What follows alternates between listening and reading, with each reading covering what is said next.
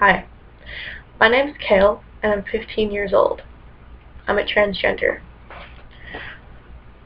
My friend Shannon and I have decided this year we're going to come up with an anti-hate campaign at school. We both know how hard it is to be bullied because we've both been bullied. So leave a comment after my speech is done and let me know if I should add anything to it.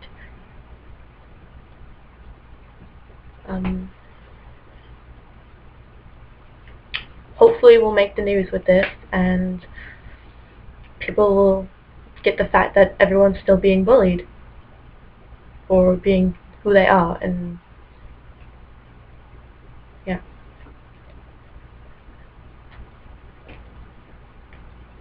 Lesbian, gay, bisexual, transgender, and queer, also known as the LGBTQ community.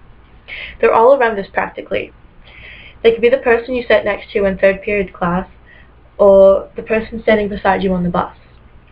You wouldn't be able to tell the difference, would you? The chances are not, because there's nothing different between them and you. So, why do we criticize them?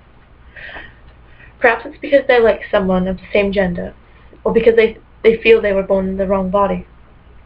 We hear on the news all the time about teens who have committed suicide over being bullied. Yet, we still bully, we still judge, and we still hurt people. Shannon and I have both experienced bullying from our peers. Shannon for being bisexual, liking both men and women, and I for being transgender and questioning. We're being teased for simply being who we are and not being ashamed of it.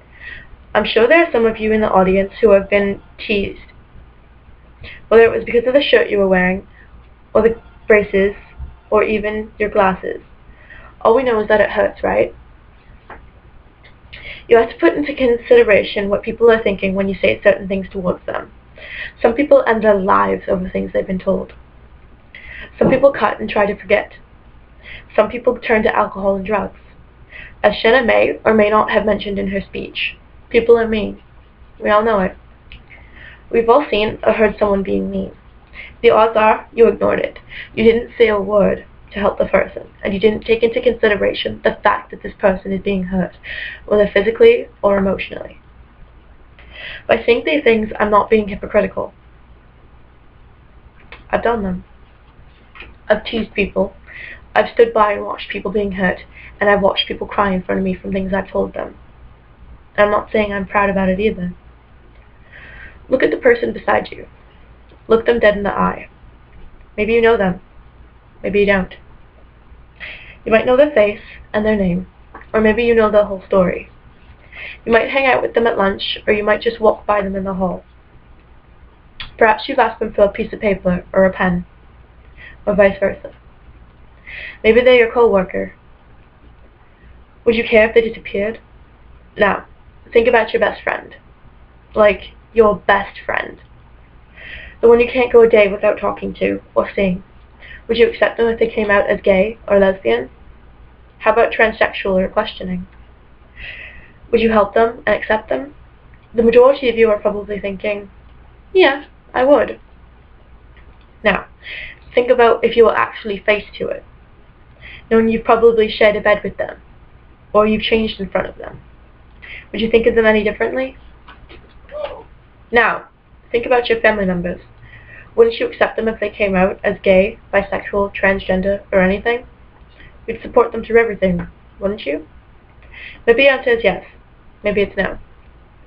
But think about what they would be going through. The fear, the awkwardness, and the pain. Believe me, it's not fun to have to think about coming out to anyone. It's scary. You don't know how people are going to react. They might laugh at you, or give you a strange look, maybe even cry. They could be happy for you and help you through everything. The truth is, nobody can tell you how someone's going to react, since everyone's reactions and beliefs are different. Some parents, like a few I know, accept them fully and love them for who they are. Other parents, like mine, try to avoid the fact that the child is part of the LGBTQ community and love them all the same. Other parents, though, Some abandon their children. Would you abandon your friend, sibling, or child in a time of need? While they cried and shook, extremely terrified of the road ahead of them? Would you protect them from the bullies and the harassment? Perhaps some of you would leave them and join the side of harassment. I know how much it hurts to have a friend and a family member on the side of the harassment. It's not fine. It makes the world a darker place, and it makes you wish that you could just hide. It hurts. They don't need anyone hurting them. They're already in enough pain as is. Now look down at yourself. You're no different from the person beside you. You feel pain, happiness, sadness, and anger. You have thoughts and memories. You have a heartbeat. As many great speakers before me have said, we are all human. You see, the differences between you and a stranger are physical appearance and physical strength. They're most likely not the same height as you, and their eye color and hair color are probably different. They may have a different style than you. They probably don't like the same musical hobbies. Now think about it. We all have roughly 206 bones in our body. We all have one heart with 4 chambers. We all have veins, and we all have blood. We've all experienced pain at some point in our life. As my personal favorite song, Homies by Insane Clown Posse says, the sky's the limit and we aren't finished yet.